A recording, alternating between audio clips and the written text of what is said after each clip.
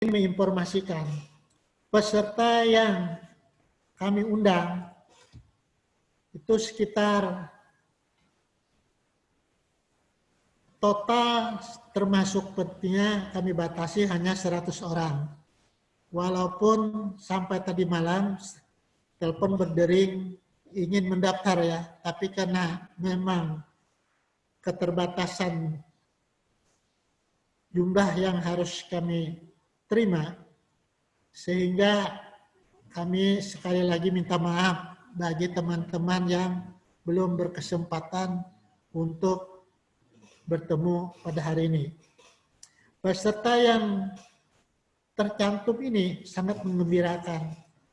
Karena kalau kita lihat dari alamat yang diberikan, ada dari Kendari, Bandar Lampung, Surabaya, Gorontalo, Manado, ya, Barito Utara, Kalimantan Tengah, Banten ini, Jakarta Timur, Goa, Surabaya, Bogor, Depok, Tangerang, Aceh, Pasir, Jawa Barat, Gorontalo, Cikarang Pusat, Jambi, Bontang, kemudian Bandung, tidak lupa juga Banjarbaru ya.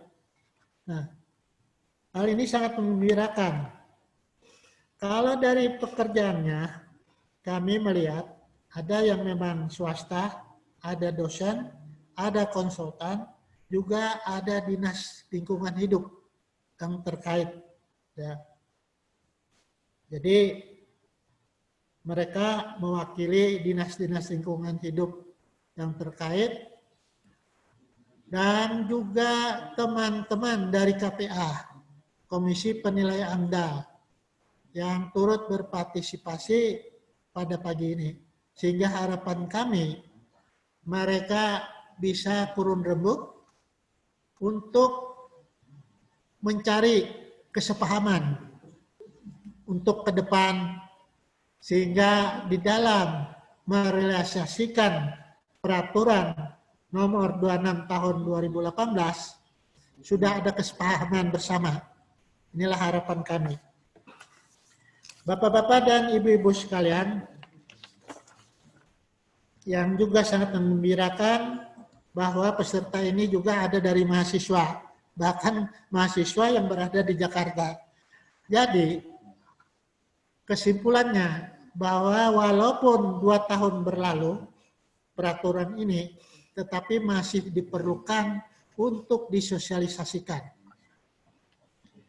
Demikianlah pengantar kata saya, dan sekali lagi terima kasih kepada Bapak dan Ibu yang telah memberi saran, bantuan, dorongan moral sehingga bisa terlaksana. Juga teman-teman sekretariat yang sudah bekerja dengan baik. Kami selaku DPP Pertalindo Kalimantan Selatan mengaturkan terima kasih. Begitu juga dinas-dinas terkait dalam lingkungan hidup yang sudah mengajak stafnya untuk berpartisipasi pada pagi hari ini, serta teman-teman DPP Pertalindo seluruh Indonesia yang telah membantu untuk mensosialisasikan pelaksanaan ini. Akhirnya sebelum saya tutup, tidak salahnya dalam kesempatan ini kita dengan ucapan Bismillahirrahmanirrahim, penyelenggaraan webinar dengan tema penerapan peraturan Menteri Lingkungan Hidup dan Kehutanan nomor 26 tahun 2018 terhadap penyusunan dan penilaian serta pemeriksaan dokumen lingkungan hidup kita nyatakan dibuka dengan ucapan Bismillahirrahmanirrahim. Demikian sambutan dan sekaligus pembukaan dengan ucapan wabillahi taufik wal hidayah. Assalamualaikum warahmatullahi taala wabarakatuh. Waalaikumsalam warahmatullahi wabarakatuh. Terima kasih kepada Pak Samsul Arifin yang telah memberikan sambutan dan sekaligus membuka acara kita pada pagi hari ini. Baiklah, kita memasuki acara utama dari acara kita hari ini, yaitu penyampaian materi terkait dengan penerapan Peraturan Menteri Lingkungan Hidup dan Kehutanan Nomor 26 Tahun 2018 terhadap penyusunan dan penilaian serta pemeriksaan dokumen lingkungan hidup. Kita bagi menjadi 2 sesi nanti. Sesi pertama adalah penyampaian dari Pak Widi Handoyo SKMMT dengan judul materi penilaian dan pemeriksaan dokumen lingkungan hidup. Kita alokasikan waktunya 1,5 jam, nanti 45 menit penyampaian dari beliau, kemudian dilanjutkan dengan sesi tanya jawab selama 45 menit. Baru nanti dilanjutkan dengan materi kedua oleh Pak Dr. Dwi P. Sasongko dengan judul materi penyusunan dokumen lingkungan hidup, sama juga 1,5 jam, kita bagi 45 menit penyampaian materi dan 45 menit nanti diskusi. Saya sampaikan juga nanti selama penyampaian materi, pertanyaan-pertanyaan mungkin sambil bisa disampaikan melalui chat di room ini, atau misalnya nanti ada yang perlu bisa disampaikan secara langsung, kita persilahkan disampaikan secara langsung. Baiklah, untuk mempersingkat waktu, kita masuki ke materi pertama yang akan disampaikan oleh Pak Widi Handoyo. Pak Widi sudah siap, Pak, dengan materinya, Pak? Insya Allah. Oh, okay. Baiklah. Kepada Pak Widi Handoyo, kami persilahkan, Pak. Baik, terima kasih Pak Andi selaku moderator. Bapak Ibu sekalian, selamat pagi. Assalamualaikum warahmatullahi wabarakatuh. Waalaikumsalam. Saya diminta untuk bisa menyampaikan terkait dengan materi Permen 26 2018. Tapi saya tidak akan masuk ke situ secara langsung, tapi saya akan bicara terlebih dahulu konsepsi Permen 26 ini dan keterkaitannya dengan permen-permen yang lain. Karena kalau nanti saya cuma bicara Permen 26 saja, nanti ada yang beranggapan bahwa permen yang lain udah nggak berlaku, hanya Permen 26 saja yang berlaku. Ya. Baik, saya akan share screen. Sebentar.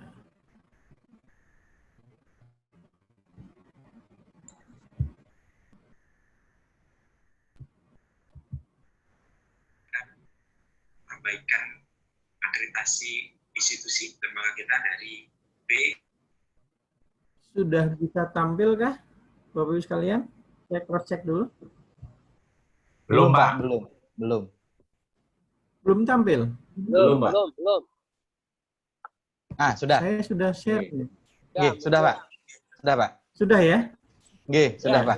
Saya harus pastikan, karena kalau di layar saya sudah, di Bapak Ibu belum kan nggak ketangkap. Tapi sekarang sudah ya? Sudah, Pak. Oke, sudah.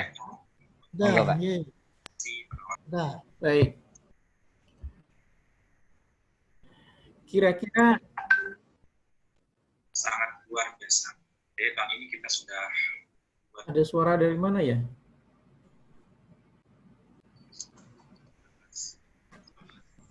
Oke. Baik. Saya akan menyampaikan berkaitan dengan pemeriksaan dan penilaian dan pemeriksaan dokumen lingkungan hidup. Tapi mungkin saya nggak akan bicara hanya penilaian dan pemeriksaan saja. Sebelum masuk ke ke poin itu, nanti saya akan bicara dulu berkaitan dengan konsepsi konstruksi ketentuan peraturan perundangan yang nantinya perlu kita rujuk, perlu kita acu dalam proses penilaian dan pemeriksaan ini. Mungkin saya tuh cuma ada waktu sampai jam 10 nanti. Jadi apa namanya, mohon nanti kalau ada pertanyaan moderator bisa dikompilasi saja, tidak perlu diulang. Jadi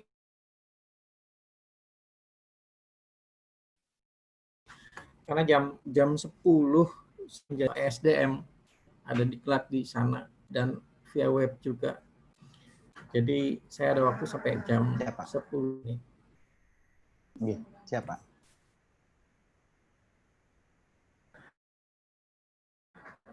Kira-kira ini yang ingin saya sampaikan nanti ya. Mungkin ada pengantar terlebih dahulu, pendahuluan, lalu gambaran umum apa namanya.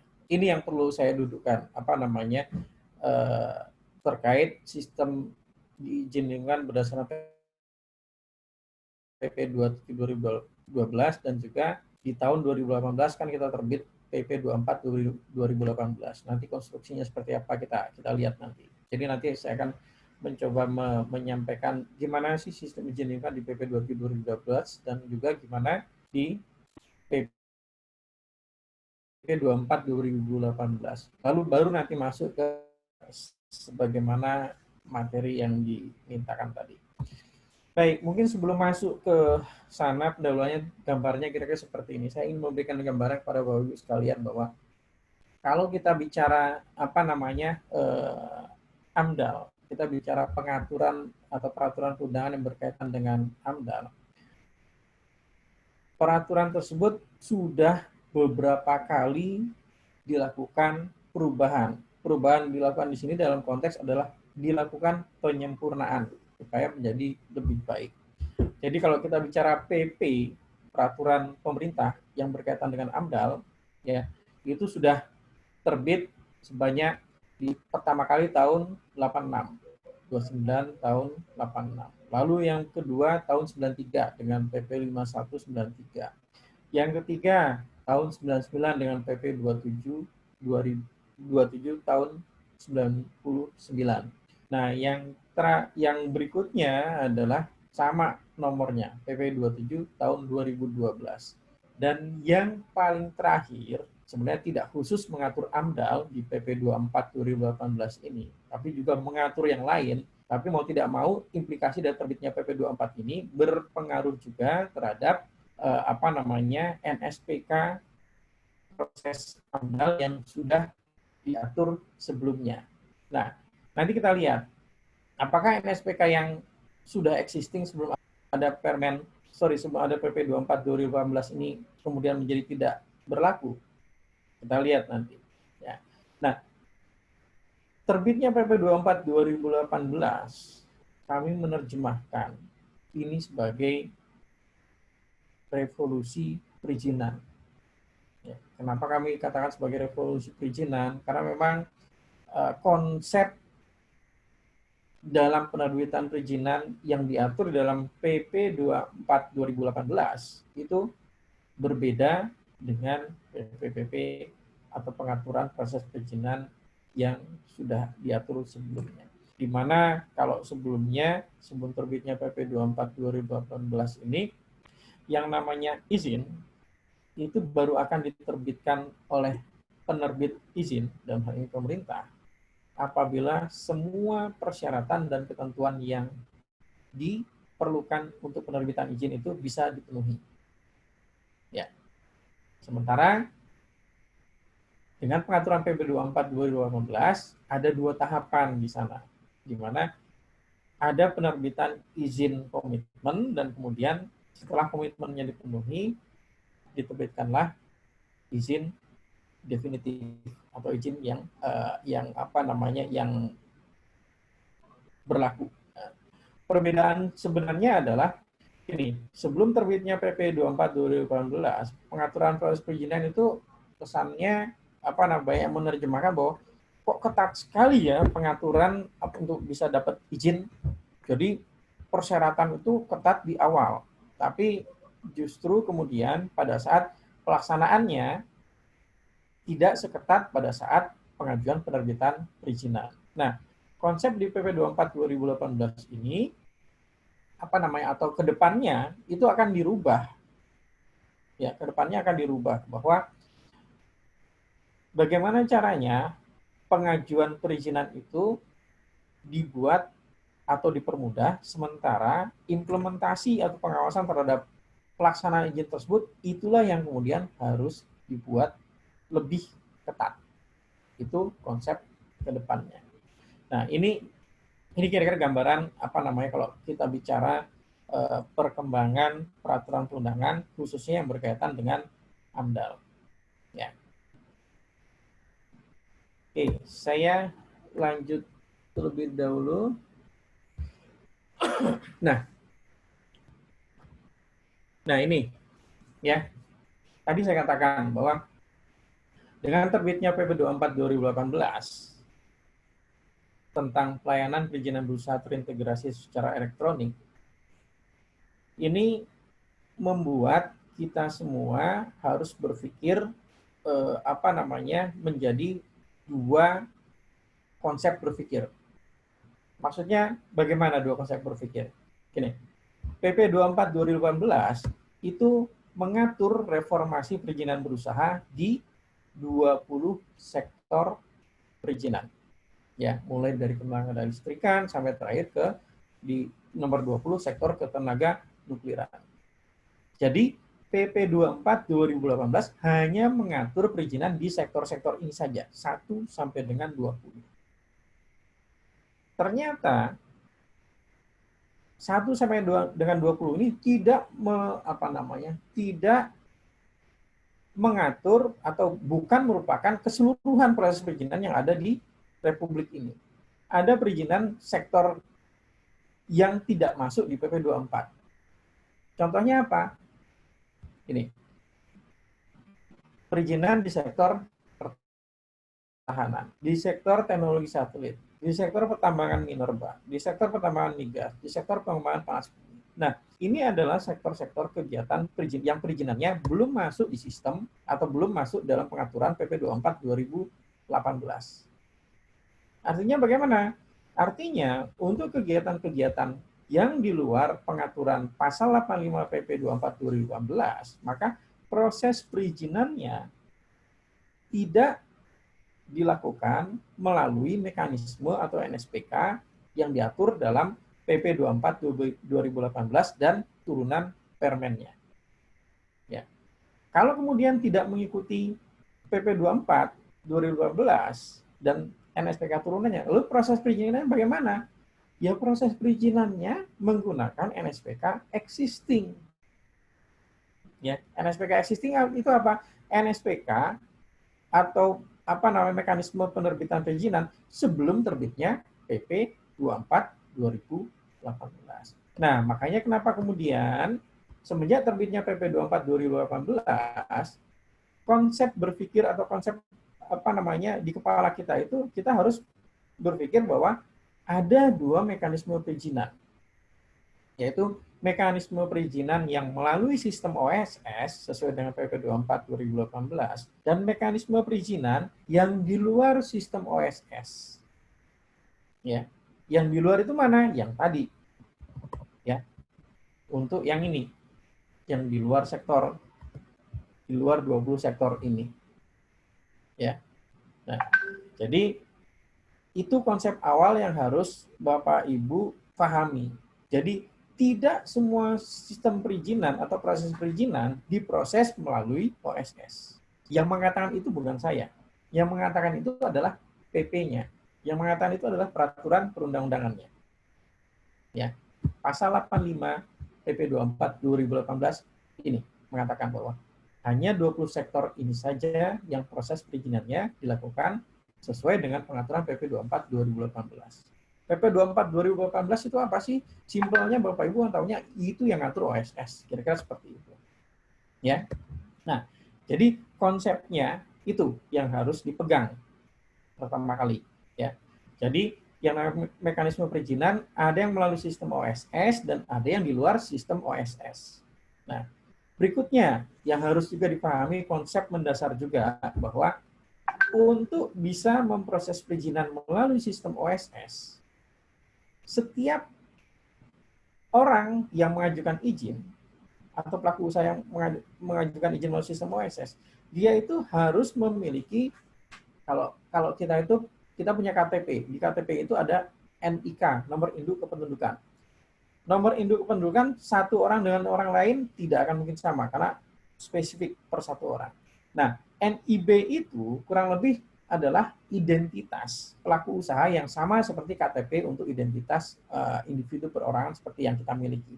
Nah, jadi untuk bisa masuk ke sistem OSS, untuk bisa mengajukan perizinan di sistem OSS, harus memiliki NIB, nomor induk berusaha.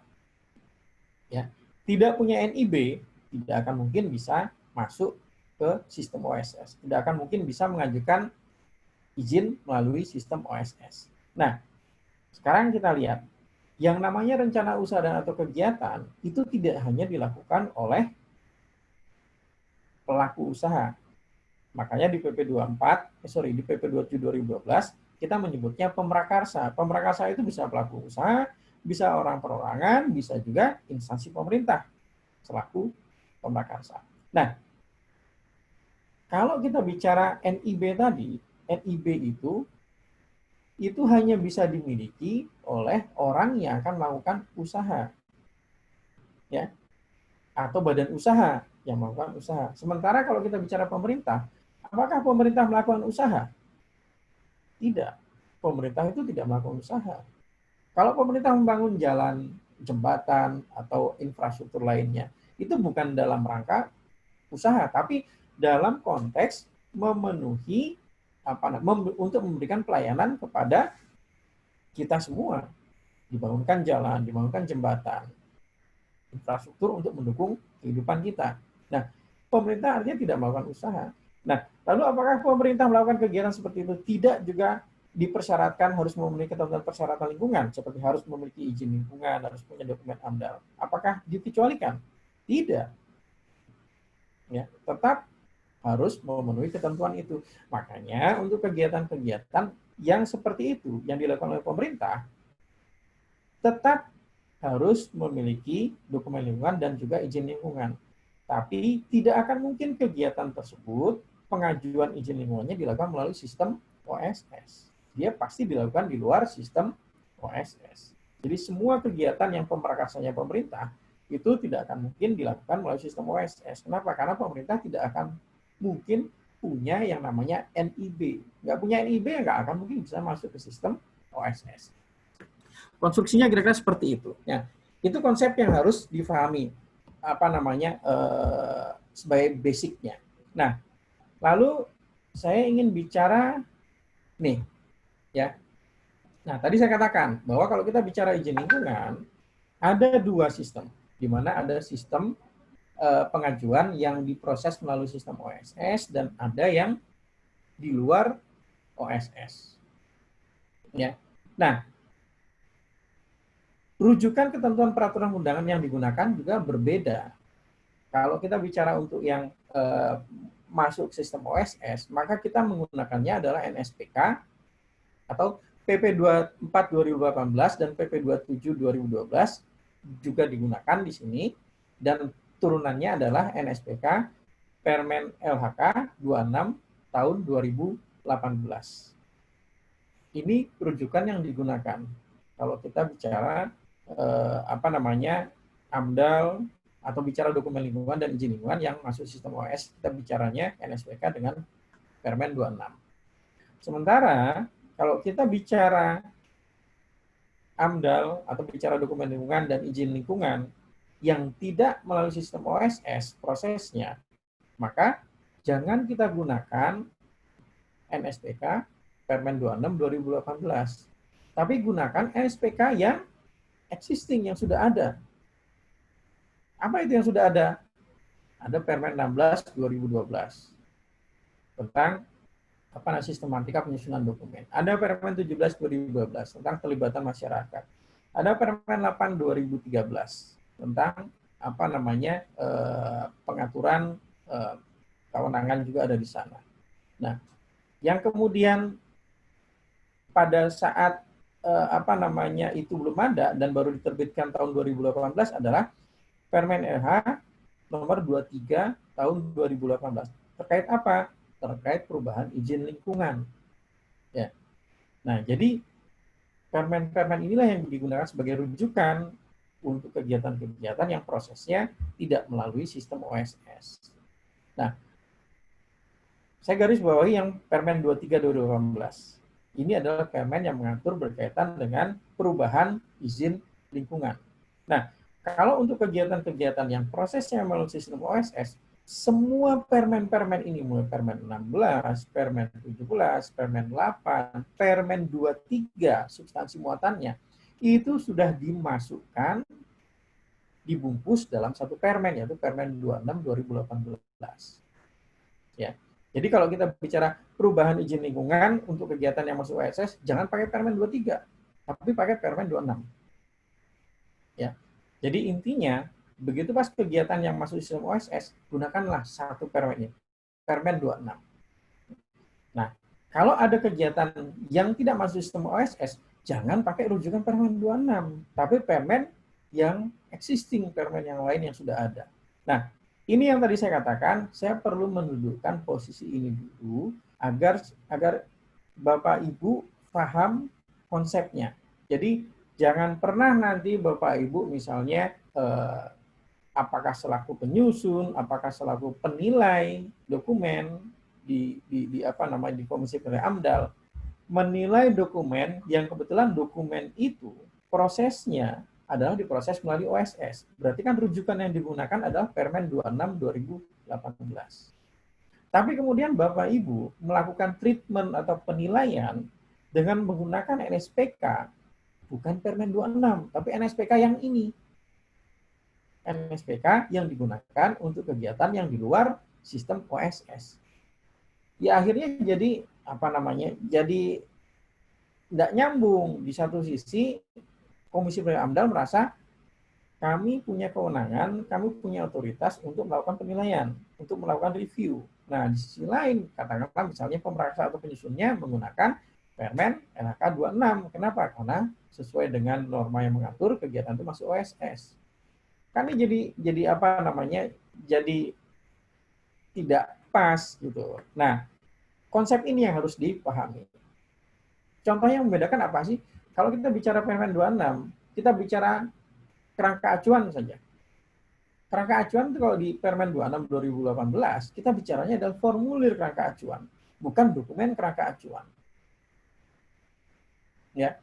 Nah, jadi jangan sampai pada saat kita bicara kerangka acuan, anggota Komisi Penilai AMDAL melakukan penilaiannya dengan konsep atau NSPK yang existing untuk kegiatan di luar OSS. Diminta harus dokumen, diminta harus ada ini, harus ada itu, segala macam. Nah, ini kurang tepat. Jadi, konsep ini harus saya dudukkan dulu, supaya kita, di kepala kita masing-masing, bahwa kita melihat bahwa, oh, sekarang ada dua mekanisme pengaturan. Ada pengaturan atau NSPK yang OSS, dan ada NSPK untuk yang di luar OSS. Kalau kegiatannya OSS, gunakan NSPK OSS. Kalau kegiatan di luar OSS, gunakan NSPK yang di luar OSS. Jangan dicampur aduk, gitu ya. Nah, saya mencermati banyak teman-teman di daerah yang kemudian masih tercampur melakukan penilaian untuk kegiatan yang masuk OSS, tapi NSPK yang digunakan adalah NSPK existing, yang bukan NSPK OSS. Nah, ini yang perlu sama-sama menjadi PR kita bersama untuk mendudukkan ini. Baik, saya lanjut. Nah, ini mungkin Bapak Ibu bisa baca saja apa sih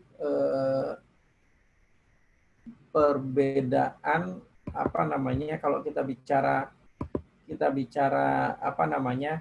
proses AMDAL dan izin lingkungan dalam PP 27 dan juga PP 24 2018.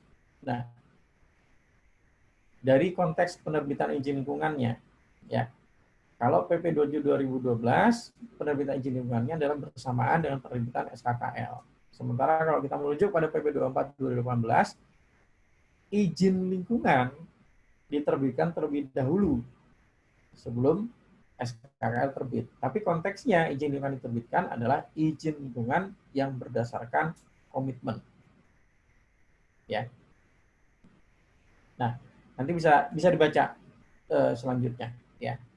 Terkait dengan pelaksanaan pengumuman bagaimana, lalu dokumen AMDAL-nya bagaimana, waktu penyusunannya bagaimana. Nah, ini juga hal mungkin saya perlu highlight di sini. Di dalam PP 27 2012 kalau kita bicara waktu penyusunan dan pemeriksaan kerangka acuan ya. Nah, pengaturan waktu di dalam PP 27 2012 itu hanya mengatur lama waktu penilaiannya atau pemeriksaannya. Ya. Sementara waktu untuk nyusun dokumennya itu tidak diatur. Itulah yang sebenarnya menyebabkan menjadi proses AMDAL itu bisa berlarut-larut. Kalau ternyata kita lihat bahwa proses lamanya itu di mana? Di proses penyusunan dan perbaikan. Sementara proses penilaiannya, waktu di mana dokumen itu ada di Sekretariat Komisi Pemilihan AMDAL, itu sesuai dengan pengaturan yang ada di dalam NSPK.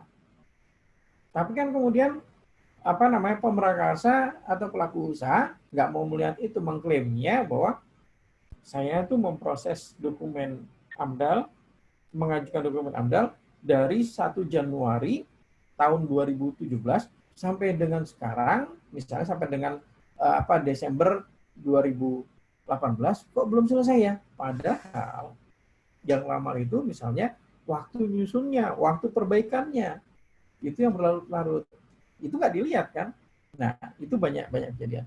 Nah, tadi kita bicara bahwa kalau kita PP 27 2012, waktu penyusunan itu hanya mengatur waktu di mana proses penilaian atau pemeriksaan dilakukan. Nah, sementara kalau PP 24 2018, waktu di mana dilakukan penyusunan dan waktu di mana dilakukan penilaian, dua-duanya diatur. Ya, kenapa dua-duanya diatur? Karena mekanisme pengaturan di PP 24 itu ada yang namanya tadi saya katakan izin berkomitmen. Untuk bisa izin berkomitmen itu menjadi izin definitif, maka komitmennya harus dipenuhi.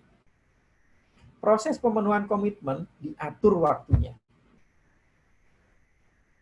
Kalau dalam waktu yang diatur untuk memenuhi komitmen tersebut tidak berhasil dipenuhi, maka kemudian izin berkomitmen yang sebelumnya sudah diterbitkan ini bisa dicabut kembali. Artinya apa? Gagal memenuhi komitmen. Nah, makanya kenapa kemudian di PP 24 2018 dua sisi diatur, baik sisi penerbit izin maupun sisi pemohon izin. Ya. Dua-duanya diatur. Nah, ini yang membedakannya. Baik, nanti yang lain bisa dibaca.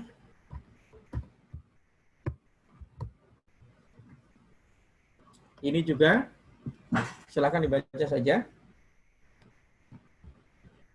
Nah, saya bicara di sini sekarang.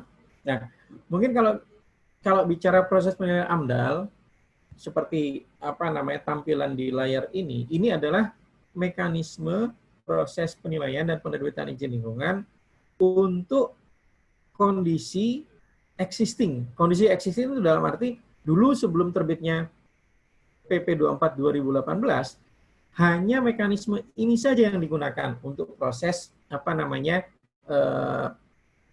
penilaian dan juga penerbitan izin lingkungan. Mulai dari nomor 1 sampai dengan nomor 15. Ini adalah mekanisme yang digunakan sebelum terbitnya PP 24 2018. Ya. Setelah terbitnya PP 24 2018, tidak hanya mekanisme ini yang digunakan. Tapi ada lagi mekanisme yang di luar ada satu mekanisme lain lagi. Ya, nanti kita lihat.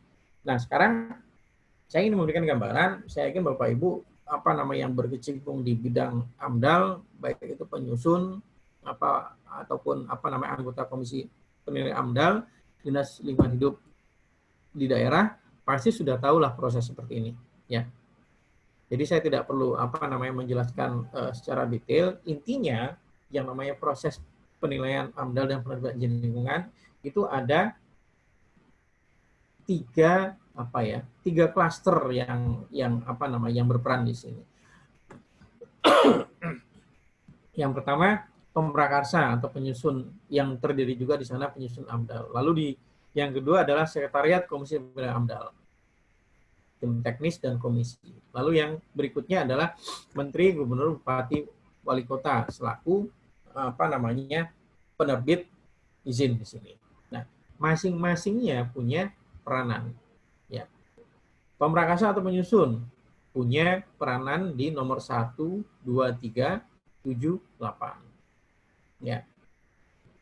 Komisi pemilihan AMDAL punya peranan di nomor 4, 5, 6, 9, 10, 11, 12, 13. Lalu Menteri, Gubernur, Bupati, Wali Kota punya peranan di nomor 14 dan 15. Nah, nanti bisa dicermati. Ya. Nah, ini adalah mekanisme di luar sistem OSS atau mekanisme yang berdasarkan PP 27 2012. Ya. Nah, lalu bagaimana untuk proses UKLUPL-nya? Kalau tadi proses apa namanya AMDAL-nya ini ya, kita bicara AMDAL. Lalu kalau kita bicara UKLUPL, oh ini saya seharusnya ini bukan SKKL, ini Rekom.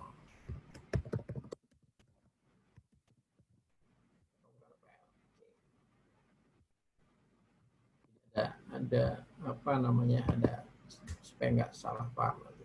Oke, ini adalah penerbitan Rekom UKLUPL dan izin lingkungan. Jadi prosesnya apa namanya di sini hanya dua katakanlah apa ya, dua kelompok yang terlibat. Kalau tadi ada pemprakarsa, ada komisi pemilihan AMDAL, ada menteri, gubernur, bupati, wali kota. Kalau kita bicara UKLUPL, hanya pemprakarsa dan menteri, gubernur, bupati, wali kota.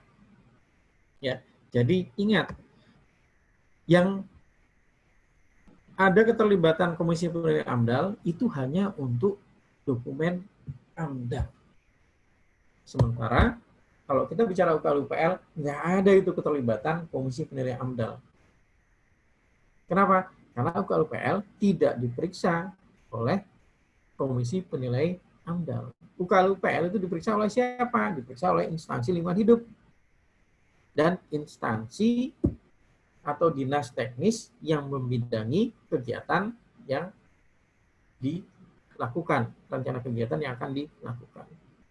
Ya, jadi hanya instansi lingkungan hidup dan juga instansi teknis yang membidangi kegiatan tersebut, bukan komisi penilai AMDAL.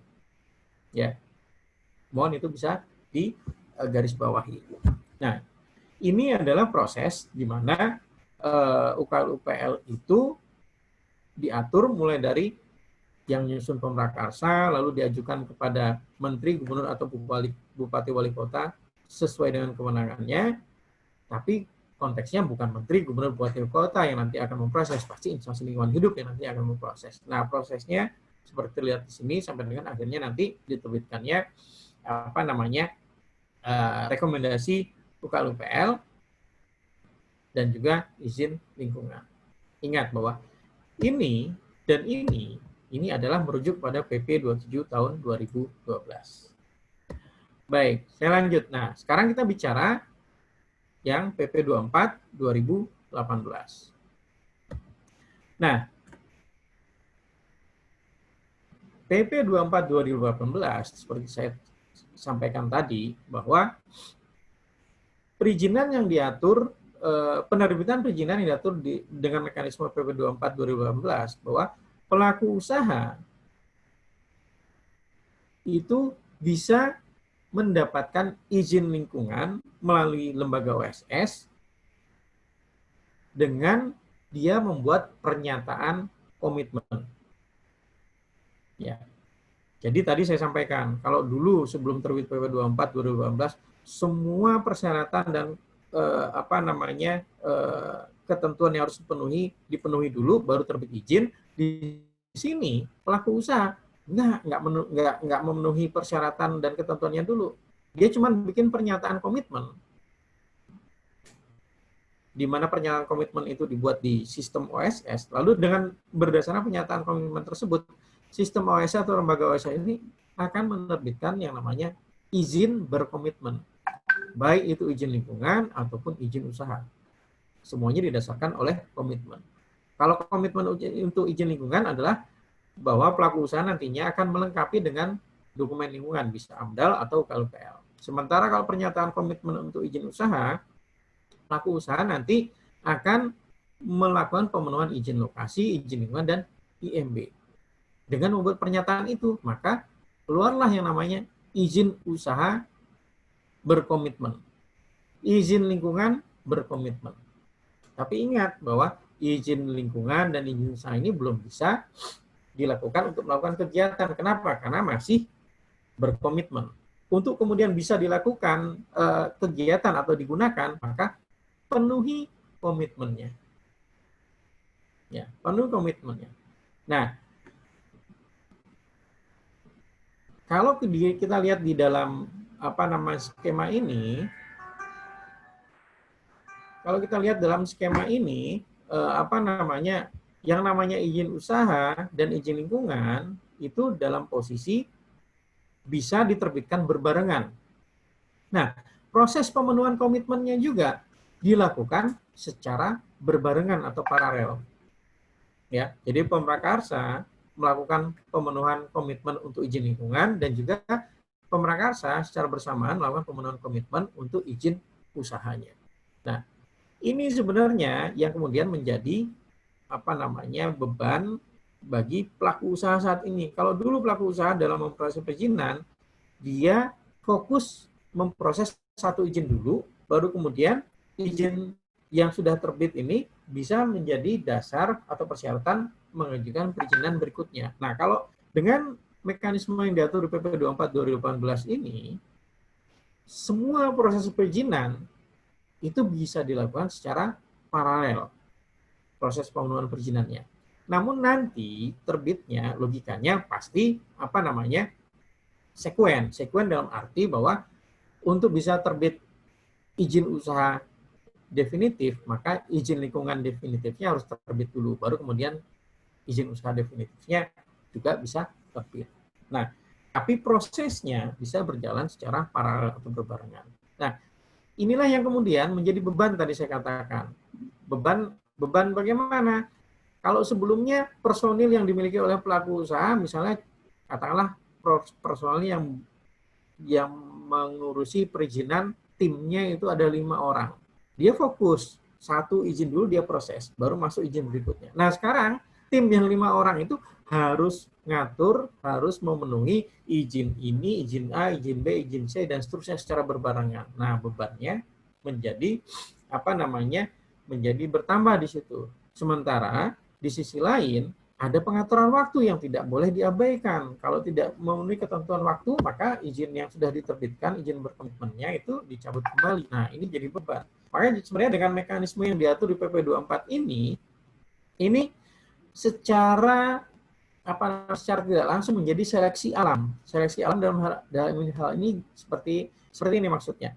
Bahwa hanya pelaku usaha yang benar-benar serius dan terseleksi yang kemudian nanti akan bersungguh-sungguh memenuhi memenuhi persyaratan sesuai komitmen yang disampaikan. Nah, kalau pelaku usaha yang setengah-setengah mungkin akan terseleksi dengan mekanisme dengan sistem ini. Nah, itu ya. Nah, baik, selanjutnya ini saya memberikan contoh saja, contoh izin lingkungan berdasarkan komitmen dan izin lingkungan definitif. Ini ada izin lingkungan berdasarkan komitmen, ini ada izin lingkungan yang definitif di sini. Ya. Kita bisa bedakan izin lingkungan berkomitmen. Izin lingkungan ini berlaku efektif setelah perusahaan bersangkutan telah melakukan pemenuhan komitmen. Artinya apa? Ini belum efektif. Nah, contoh yang sudah efektif. Izin lingkungan ini telah terpenuhi sesuai ketentuan peraturan perundangan dan belum efektif. Artinya izin ini sudah berlaku secara efektif. Ya. Nah, memang izin sini ini hanya satu lembar saja izin lingkungan yang terbitkan oleh OSS. Tapi kalau kita scan QR code ini, Nah, informasi yang berkaitan dengan izin ini itu bisa dilihat di QR code ini. Ya, persyaratan Maaf, dan Pak Widi, kewajiban apa namanya? Ya, waktunya tinggal 10 menit, Pak. 10 menit. Iya, Ya, oke. biar nanti Oke. sesi tanya jawabnya lebih panjang, Pak. Oke, ya udah. Saya lanjut kalau gitu ya. Iya, Pak. Eh, yang penting poinnya saya ingin memberi pemahaman di konsep ini dulu tadi. Ya, konsep sini. Ya, bahwa sekarang itu ada dua sistem. Ya, yang di OSS dan non OSS. Kalau di OSS kita gunakan rujukan mana, kalau yang non OSS kita gunakan rujukan yang mana. Oke. Clear, yang penting ini dipahami. Nah, sekarang kita masuk ke yang Permen 26, fokus ke sana. Nah, saya masuk ke ini. Saya masuk saja ke proses penilaian dan pemeriksaan dokumen. Ya. Nah, kalau kita bicara jenis dokumen, Permen LH 16 2012, Bapak Ibu tahu ada 4, mulai kerangka acuan, ANDAL, RKL, RPL. Tapi kalau Bapak Ibu merujuk kepada Permen 26 2018 pada LHK yang namanya kerangka acuan, ya, bukan berbentuk dokumen, tapi bentuknya formulir kerangka acuan. Coba cermati, muatannya juga akan berbeda, ya. Yang namanya formulir pasti muatannya jauh lebih sedikit, lebih simpel dibanding dokumen kerangka acuan.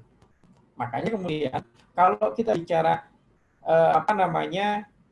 proses penilaian AMDAL yang merujuk kepada Permen 16 2012, artinya proses yang di luar OSS, uji administrasi itu dilakukan di kerangka acuan. Uji administrasi itu apa sih? Ya, pemenuhan ketentuan lokasi rencana kegiatan sesuaikah dengan tata ruang, itu dicermati di sini, ya. Lalu pemenuhan persyaratan administrasi penyusun dicermati di sini, ya. Nah, sementara kalau kita bicara Permen LK 26, karena di sini namanya formulir kerangka acuan, kita belum dulu bicara uji administrasi. Uji administrasi itu nanti di ANDAL, RKL, RPL pada saat proses penilaian ANDAL. Tapi bukan artinya di sini tidak dipenuhi. Kalau di sini tidak dipenuhi, nanti pada saat masuk ini mentah lagi. Artinya, walaupun di sini tidak dipersyaratkan, tetap ketentuan persyaratan bahwa penyusun harus memiliki sertifikat, lalu lokasi rencana kegiatan itu harus sesuai dengan tata ruang, itu harus dipenuhi. Hanya membedakannya apa? Kalau di Permen LH 16 2012 atau di luar OSS itu diperiksa di kerangka acuan. Ya. Kalau kegiatan yang OSS diperiksanya itu nanti pada saat masuk di ANDAL, RKL, RPL, bukan di kerangka acuan. Ya. Jadi hanya digeser saja. Ya. Jadi konteksnya bukan artinya kemudian udah santai aja nggak usah penuhi. Enggak. Kalau pada saat formulir kerangka acuan masalah kesesuaian lokasi rencana kegiatan dengan tata ruang belum clear, belum jelas, begitu pas masuk sini mentah akhirnya. Kenapa mentah? Karena di sini waktunya diatur hanya 60 hari loh. 60 hari memberesi urusan kesesuaian tata ruang nggak akan selesai itu. Makanya itu harus fix di awal, walaupun itu tidak dilakukan pemeriksaan di kerangka acuannya. Oke ya. Nah, jadi beda. Kalau kita kegiatan yang non OSS, kita bicaranya uji administrasi dilakukan. Kalau kita bicara kegiatan OSS, kita bicaranya adalah formulir kerangka acuan. Uji administrasi tidak dilakukan di formulir kerangka acuan. Dilakukannya nanti di ANDAL, RPL. Ya. Ya, itu bedanya. Jadi, tolong jangan mentreatment kegiatan OSS dengan yang sini. Dan juga yang sebaliknya, mentreatment kegiatan non-OSS dengan ini. Gitu ya. Nah, jadi konsep ini harus dipahami. Baik, ini contoh bukan contoh ya, yang membedakan, perbedaannya apa sih yang PP 27 2012 dan PP 24 ini bisa dibaca. Ya. kalau KA, kita bicara KA, PP 27 2012 itu bentuknya dokumen. Sementara PP 24 2018 itu bentuknya formulir. Nah, yang juga kemudian harus dipahami bahwa keputusan kerangka acuan sesuai dengan PP 27 2012 itu bentuknya ada surat keputusan kesepakatan kerangka acuan. Tapi kalau kita merujuk pada PP 24 2018 untuk kegiatan yang OSS, keputusannya itu tidak dalam surat keputusan kesepakatan kerangka acuan, tapi langsung dibuat dalam bentuk berita acara pemeriksaan formulir kerangka acuan. Jadi nggak perlu lagi ada surat keputusan. Dengan berita acara pemeriksaan formulir kerangka acuan, itulah menjadi pegangan. Ya. Nah, silakan nanti Bapak Ibu baca dalami apa muatan berita acara itu. Karena pada prinsipnya berita acara itu kita membuat kesepakatan. Nanti yang akan dikaji itu DPH-nya apa. Lalu metode untuk mengkajinya, metodenya metode apa yang digunakan.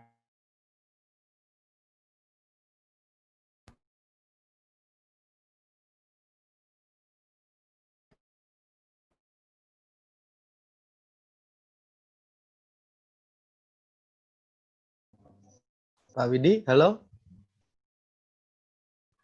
Pak Widi? Sepertinya koneksi Pak Widi terputus nih, Pak.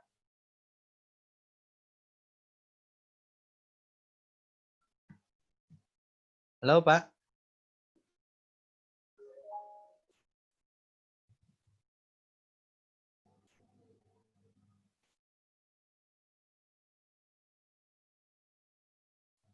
Halo, Pak Widi?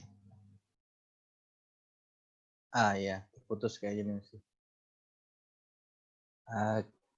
Bentar kita nunggu beliau rekoneksi lagi ya.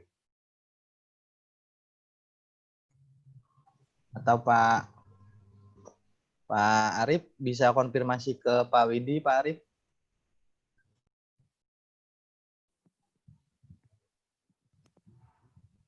Halo, Pak Widi. Nggih. Coba dihubungi via WA atau handphone. Nggih. Ya sudah login lagi nih pakainya. Sudah. Mungkin Pak Widi. Pak ya. Ya. Halo. Iya, terputus. Iya, Pak. Nggih. Iya, Pak. Bisa terdengar? Bisa dengar, Pak? Bisa, nggih. Oke. Bisa terdengar suara saya? Bisa, Pak. Bisa. Bisa, Pak, bisa, nggih, bisa, Pak.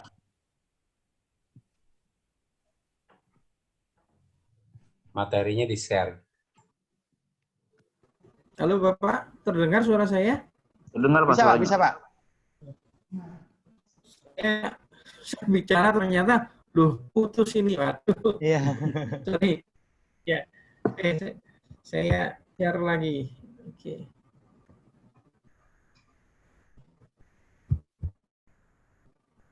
Oke. Sudah tampil, Pak? Belum, Pak, masih nunggu, Pak. Masih tampil, nunggu. belum. Di saya sudah share screen soalnya. Masih Oke. belum tampil, Pak? Belum, Pak, masih nunggu mungkin, Pak. Sudah, Pak. Sudah ya? Oke, sudah, Pak.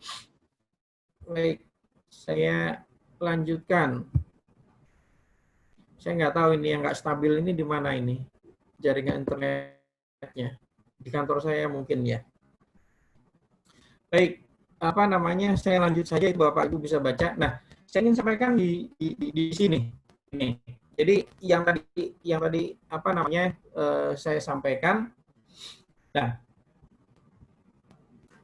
kalau kita bicara gambarannya, saya mencoba menyandingkan ya antara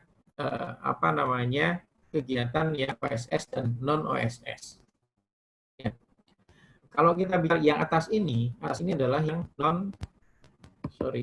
yang atas ini ya, yang warnanya kecoklatan ini adalah untuk yang OSS. Sementara yang bawah yang hijau ini ya, area yang hijau ini adalah untuk kegiatan yang non OSS. Nah, bedanya di mana? Ini bisa dilihat. Ya. Kalau yang atas itu tadi saya katakan formulir kerangka acuan, sementara yang bawah kita bicaranya dokumen kerangka acuan. Uji administrasi oleh Sekretariat Komisi AMDAL dilakukan di dokumen kerangka acuan untuk kegiatan yang non OSS. Sementara kalau kegiatan yang OSS, uji administrasi itu nanti dilakukannya pada saat AMDAL RLPL diproses. Nah, jadi sisi keputusannya untuk kerangka acuan. Untuk kerangka acuan, kalau yang non OSS, bentuknya adalah berupa surat keputusan kesepakatan kerangka acuan. Sementara kalau yang OSS itu cukup dengan berita acara formulir pemeriksaan kerangka acuan, di mana di situ semua disampaikan kesepakatannya. Ya. Dengan lama menyusun AMDAL RLPL-nya nanti berapa lama ditetapkan, disepakati di dalam berita acara pemeriksaan. Proses penilaian jalan. Ya. Hasilnya nanti dalam bentuk surat keputusan kelayakan atau ketidaklayakan lingkungan hidup. Nah, ini gambaran simpelnya mungkin melihatnya kira-kira seperti ini yang membedakan. Ya. Kotak merah inilah yang seringkali yang salah atau tidak tepat penerapannya. Kegiatan OSS, tapi uji administrasinya dilakukan di sini. Ya. Seharusnya uji administrasi nanti di AMDAL RLPL. Ya. Sekali juga kegiatan SS, tapi di sini dimintanya bukan formulir, dimintanya adalah dokumen kerangka acuan dengan tampilan yang seperti dokumen kerangka acuan normal. Nah, ini harus kita pahami. Ya. Baik, saya lanjut. Nah, berikutnya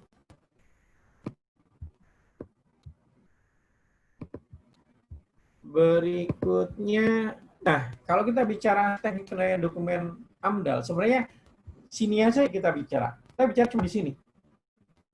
Untuk melakukan penilaian dokumen AMDAL, ini kisi-kisi atau ini panduannya. Yang kita lakukan itu apa sih? Kita lakukan uji administrasi, kita lakukan uji fase kegiatan atau proyek, dan yang ketiga adalah uji mutu. Di mana uji mutu itu yang kita lihat adalah aspek konsistensinya bagaimana, aspek keharusannya bagaimana, dipenuhi atau tidak, aspek relevansinya seperti apa, aspek kedalamannya seperti apa. Ya, pegangan kita sebenarnya ini. Jadi pada saat Bapak Ibu misalnya bertindak sebagai penilai, ini aja pegangan. Ya. Nah, pada saat Bapak Ibu bertindak sebagai penyusun atau konsultan, ini juga menjadi guidance untuk apa? Nanti pada saat dilakukan uji penilaian, semua uji, 3 uji ini, administrasi, fase kegiatan, proyek, uji mutu, ini harusnya bisa dipenuhi. Nah, jadi guidance untuk penyusun ini juga bisa digunakan. Oke, lanjut. Nah, kalau kita bicara substansi penilaiannya, yang namanya uji administratif, hampir semua orang bisa, sepanjang ada ada checklistnya. Uji administrasi cuma checklist ya, ada form. Isinya ini ada atau tidak, ada dicontreng, kalau tidak ada di cross, kan cuman itu. Jadi hampir siapapun bisa. Nah, uji tahap project mulai, nggak semua orang bisa, karena harus melihat bahwa project ini atau kegiatan ini prosesnya atau dokumen AMDAL ini diproses pada saat proyek ini masih di tahap apa atau berada di tahap mana. Jadi tidak semua orang bisa. Dia harus paham bahwa tahapan proyek itu mulai dari tahap prakonstruksi, operasi, dan pasca, bahkan kalau masih hulu sekali masih perencanaan awal. Nah, di mana posisinya pada saat dokumen disusun. Nah, ini tidak semua orang bisa. Nah, masuk berikutnya ke uji mutu dokumen. Uji mutu dokumen ini perlu pemahaman dari penilai, di mana dia nanti mulai konsistensi, keharusan, relevansi, dan kedalaman. Semakin ke bawah, semakin spesifik pemahaman harus miliki. Jadi kalau kita bicara uji kedalaman, sedikit orang yang bisa melakukan. Jadi gambar ini menunjukkan bahwa semakin bawah kerucutnya semakin mengecil, artinya semakin sedikit orang yang bisa melakukan uji kedalaman. Gambarnya kira-kira seperti itu. Nah, apa sih kalau uji administrasinya dilihat? Ini kira-kira. memeriksa kelengkapan dokumen secara administrasi. Kelengkapan yang diperiksa perizinan, peta terkait bukti dokumentasi, pengumuman, dan seterusnya. Ya, formatnya bisa dilihat di Permen 16/2012 ya, untuk kalau kita bicara format dokumen. Lalu persyaratan administrasi yang harus dipenuhi kira-kira seperti ini. Secara administrasi, informasi tambahan yang harus, ini apa yang tampil ya?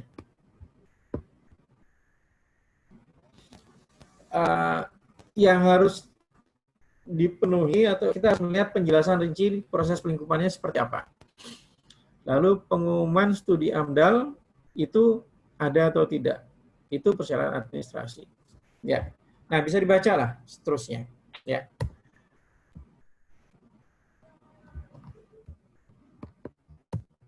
Oke. Yang berikutnya, memastikan kesesuaian lokasi rencana kegiatan dengan rencana tata ruang. Nah, ini tadi yang saya katakan, biasanya di poin inilah banyak multi pemahaman. Ya. Jadi, yang namanya surat kesesuaian lokasi rencana dengan lokasi rencana kegiatan dengan tata ruang itu bukan sesuatu yang wajib ada. Sepanjang sebenarnya kita bisa membuktikan bahwa lokasi rencana kegiatan dengan ketentuan pengaturan RT RW yang ada itu sudah bisa dibuktikan di dalam kajian dokumen bahwa ini sesuai dengan overlay-nya. Nah, sebenarnya itu juga sudah bisa menjadi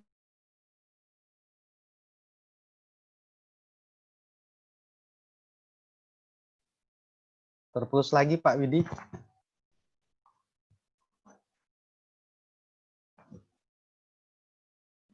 Halo Pak Widi. Halo Pak Widi. Pak Arif mungkin bisa kontak. Dan seterusnya. Oh, sudah. Gimana, Pak? Tadi sempat Ini deh, Pak. terputus Pak koneksinya. Nggih. Terputus tadi ya? Nggih, iya Pak. Tapi nggak apa-apa, udah jalan.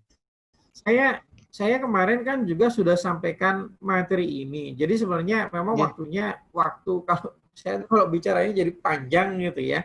Jadi saya yakin Bapak Ibu kan sudah disampaikan juga Nah, jadi saya mungkin banyak akan saya skip nanti tinggal kemudian kita perdalam dalam diskusi deh ya, Ya, Pak. Jadi prinsipnya gini, kalau kita melakukan uji mutu dokumen, ada pertanyaan-pertanyaan kunci yang bisa kita jadikan pegangan bahwa di mana kalau kita mau tahu komponen lingkungan yang akan berubah mendasar itu apa saja, itu kita melihatnya atau dijawab dengan melalui metode apa, itu dilihatnya di mana, itu bisa digunakan gambaran ini ya. Komponen lingkungan yang akan berubah mendasar dijawab melalui metode pelingkupan ya.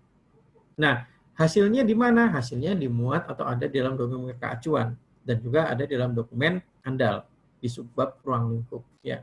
Kalau mau tahu bagaimana atau di mana seberapa jauh wilayah yang terkena dampak, dijawab melalui metode teknik penetapan batas wilayah studi. Nah, batas wilayah studi ini dengan justifikasinya itu ada di mana? Ada di dokumen kerangka acuan dan juga ada di dokumen AMDAL dan seterusnya. Nah, ini pertanyaannya, ini dijawab melalui metode apa dan hasilnya dibuat di mana. Ini bisa menjadi guidance untuk Bapak Ibu melakukan uji mutu dokumen AMDAL.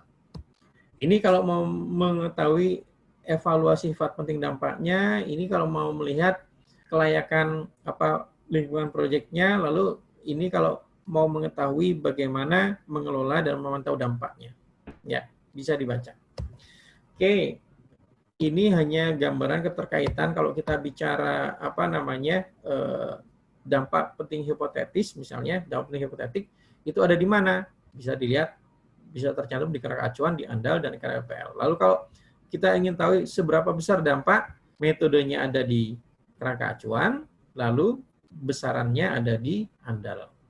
Lalu kalau kita mau mengetahui sifat penting dampak, metode penentuan sifat pentingnya ada di kerangka acuan, lalu hasilnya bahwa dia sifat yang penting atau tidak ada di AMDAL. Nah, gitu cara membaca ini. Ya. Saya lanjut. Nah, ini contoh uji konsistensi. cepat saja. Jadi kalau kita bicara konsistensi, yang paling gampang orang melakukan uji mutu, paling uji konsistensi. Ya, DPH-nya itu berapa? Ada di kerangka acuan, katakanlah ada 11, lalu di andalnya, apakah 11 DPH itu ada? Apakah kemudian evaluasi dampak lingkungan dilakukan secara holistik terhadap ke-11 DPH ini? Nah, itu yang dilakukan. Harusnya di sini 11, di sini pun 11, di sini pun nanti 11 evaluasinya. Bukan cuma angkanya, tapi juga dilihat apakah benar sama. Nomor 1 sama enggak? Nomor 2 sama enggak? Nomor 3 sama enggak? Jangan di sini 11, di sini juga 11, tapi di sini berubah, beda. Ya, nah itu konsistensi. Uji keharusan. Yang namanya uji keharusan adalah di dalam dokumen yang namanya perakiraan dampak itu, dua hal yang harus kita lakukan. Kita melakukan perakiraan besaran dan kita melihat evaluasi sifat pentingnya. Jadi setiap DPH yang dihasilkan dari proses pelingkupan, di dalam andalnya nanti itu harus ada perakiraan besarannya dan penentuan sifat pentingnya, penting atau tidaknya. Itu harus ada di dalam dokumen andal. Lalu pada saat kita bicara evaluasi dampak tadi, kembali ke sini tadi saya sampaikan bahwa evaluasi holistik harus dilakukan terhadap kesemuanya ini, ke-11-nya ini. Terlepas dari dia itu kesimpulannya adalah penting atau tidak penting, tapi evaluasinya harus dilakukan secara holistik. Ya. Ini apa ya yang di atas Bapak Ibu, di atas ada nggak nih? Apa namanya, tampil nggak ini? Kotak apa namanya? Kotak hitam yang apa namanya memberikan akses untuk bisa masuk. Saya tampil, ini mengganggu saya, begitu pas saya membaca di atasnya hilang terus ya. Seharusnya di host saja yang tampil. Oke, ini nanti bisa dibaca yang ini.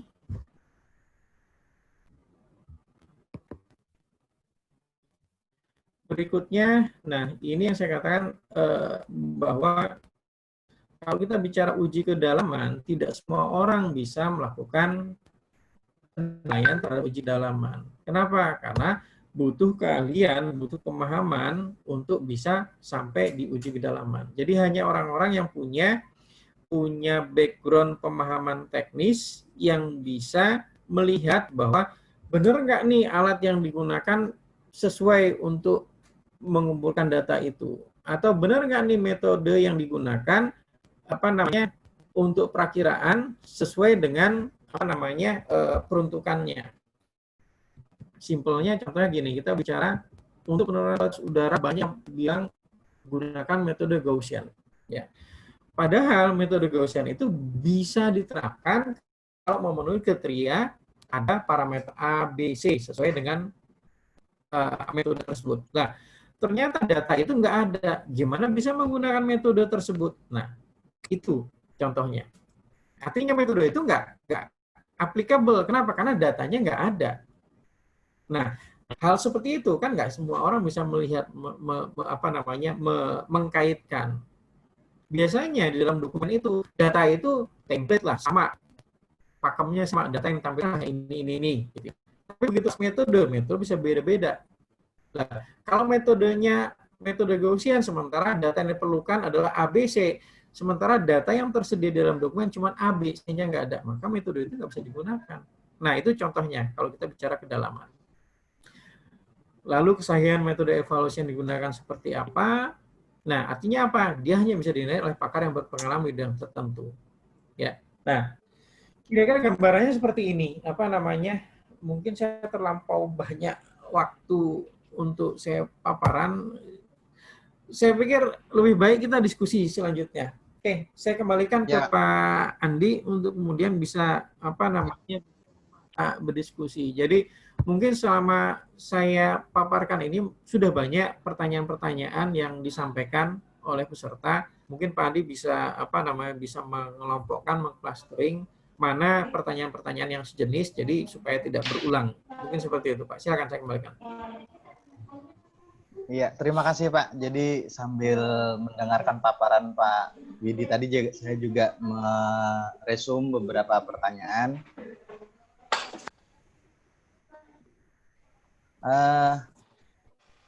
Mungkin saya bacakan aja Pak dari beberapa pertanyaan yang sudah disampaikan kawan-kawan melalui chat. Pertama, terkait dengan adanya pembahasan mengenai Undang-Undang Cipta Karya atau Omnibus Law. Kemudian hubungannya dengan PP 24 tahun 2018 ini bagaimana nantinya penerapannya Pak? Itu yang pertama dulu Pak, untuk yang secara umum. Kemudian yang kedua, ini terkait dengan implementasi dari PP 26 2018. Seperti yang tadi sempat disinggung sedikit oleh Pak Widi, masih banyak penerapan dalam proses penilaian AMDAL, terutama untuk kegiatan yang wajib OSS itu, KPA masih meminta dokumen kerangka acuan walaupun sudah sudah disampaikan formulir KA, tapi tetap diminta sebagai lampiran katanya Pak. Kemudian ada juga komisi penilai itu yang masih melakukan uji administrasi di awal, padahal uji administrasi itu harusnya dilakukan pada saat AMDAL RKL RPL seperti tadi yang disampaikan Pak Widi. Nah, itu bagaimana solusinya Pak? Apakah dari pihak penyusun bisa mengkomunikasikan tersebut dengan komisi penilai AMDAL? Mungkin itu dulu Pak, 2 pertanyaan awal Pak. Mungkin bisa langsung ditanggapi dulu. Ya, baik. Mungkin yang pertama, saya nggak, mohon maaf untuk sementara, saya tidak akan bicara dulu terkait dengan RUCK. Ya, karena itu prosesnya sedang berjalan. Bapak Ibu juga semua bisa bisa menyimak proses yang berjalan di DPR, kan juga disiarkan secara langsung. Jadi saya hanya mencoba membatasi untuk kita bicara yang existing saja. Soalnya kalau bicara yang belum, nanti bisa melebar kemana-mana. Ya. Nah, jadi kalau dikatakan kaitan dengan PP 24 2018, prinsipnya gini. Nanti begitu pas kalau memang konsep yang dirumuskan di dalam RUU Cipta Kerja seperti yang mungkin Bapak Ibu juga sudah punya, karena rancangan konsep itu juga dipublikasikan, siapapun sekarang mungkin sudah rata-rata sudah pada punya. Itu tuh masih belum final. Itu tuh masih dibahas. Bahkan sekarang mungkin pengaturan-pengaturan yang ada itu masih masih di challenge. Jadi belum bisa menjadi rujukan bahwa pengaturannya seperti itu. Enggak. Ya, itu masih akan dibahas. Dan masih banyak pasal-pasal yang kemudian ternyata diperbaiki lagi rumusnya tidak seperti itu. Itu konteksnya. Jadi kalau dikaitkan dengan PP 24 2018, ya nggak bisa dikaitkan dengan itu secara langsung ya. Prinsipnya nanti pokoknya pengaturan yang diatur di dalam RUU CK itu menjadi merubah konsep pengaturan yang ada sebelumnya. Kira-kira seperti itu gambarannya. Nah, tadi yang kedua yang kaitannya kenapa tadi saya lebih banyak fokus memberikan konsep pemahaman di pemahaman Permen 26 2018 ini, karena saya tahu kondisi di lapangan yang seperti barusan Pak Andi sampaikan bahwa ini daerah minta seperti ini komisi minta seperti ini. Kenapa? Ya karena PP 24 2018 itu kan baru kemarin. Sementara kalau kita bicara NSPK yang sudah ada sebelumnya, Permen 16 itu dari tahun 2012. Ya, sudah sekian lama konsep pemahaman anggota komisi itu punya pemikiran pakemnya ini. Begitu pas ada konsep baru, ya masih masih dengan konsep yang lama yang kemudian yang dia minta. Makanya tadi saya katakan ini jadi PR kita bersama untuk kemudian memberikan pemahaman ini. Makanya tadi kalau saya diminta langsung bicara Permen 26, saya nggak mau. Saya bicarakan konsepnya dulu. Konsepnya harus paham. Ini loh. Jadi ada yang pakai Permen 26, ada yang di luar Permen 26. Nah, terkait uji admin tadi konteksnya. Ya, tadi saya katakan bahwa uji admin itu nanti dilakukannya di di Andal RKNFPL, di kerangka acuan. Kenapa? Kalau uji admin dilakukan di kerangka acuan, ini bakal nggak selesai. Kenapa? Karena formulir kerangka acuan seperti diatur daripada dalam PP 24 2018 itu harus sudah selesai dalam waktu 30 hari semenjak izin lingkungan berkomitmen diterbitkan. Kan begitu bahasanya. Bahasanya adalah 30 hari semenjak izin lingkungan berkomitmen diterbitkan, pelaku usaha harus sudah mulai menyusun andal RKRPL. Kan bahasanya seperti itu. Artinya apa? Waktu yang dialokasikan untuk proses kerangka acuan itu cuma 30 hari. Makanya kemudian nggak mungkin lah kalau kita bicara 30 hari bentuknya dokumen dan nanti diperiksa ini itu nggak akan selesai. Waktu 30 hari itu nggak cukup. Makanya kemudian kita buat pengaturannya formulir kerangka acuan sajalah kita bicara ini. Uji administrasi nanti sajalah di andal. Tapi bukan artinya kemudian persyaratan administrasi nggak dipenuhi. Penuhi, tetap dipenuhi. Hanya diperiksanya nanti di andal EKRPL. Ya. Jadi memindahkan proses pemeriksaannya. Nah, kira-kira seperti itu Pak Andi. Makanya tadi kalau tanya solusinya seperti apa, ya kita harus sama-sama memberikan konsep pemahaman. Tadi saya katakan bahwa Komisi Penilaian AMDAL itu banyak gini loh. Posisi yang terjadi di lapangan bahwa seharusnya kita tuh dalam posisi yang namanya penyusun dan penilai itu dalam posisi sama-sama ayo kita mencari yang terbaik untuk menghasilkan dokumen yang terbaik. Kan harusnya seperti itu. Tapi banyak posisinya itu seperti ujian tesis, di mana mahasiswa yang sedang melakukan ujian itu penguji bilang apa ya harus manut. Nah ini yang kemudian posisi ini pemahaman ini harus kita geser bahwa kita ini dalam posisi bukan mencari bahwa saya yang kuasa, kamu harus ikut saya. Bukan itu. Tapi dalam posisi bahwa kita harus bisa menghasilkan dokumen lingkungan yang optimal, yang maksimal atau yang terbaik untuk bisa dihasilkan. Untuk apa?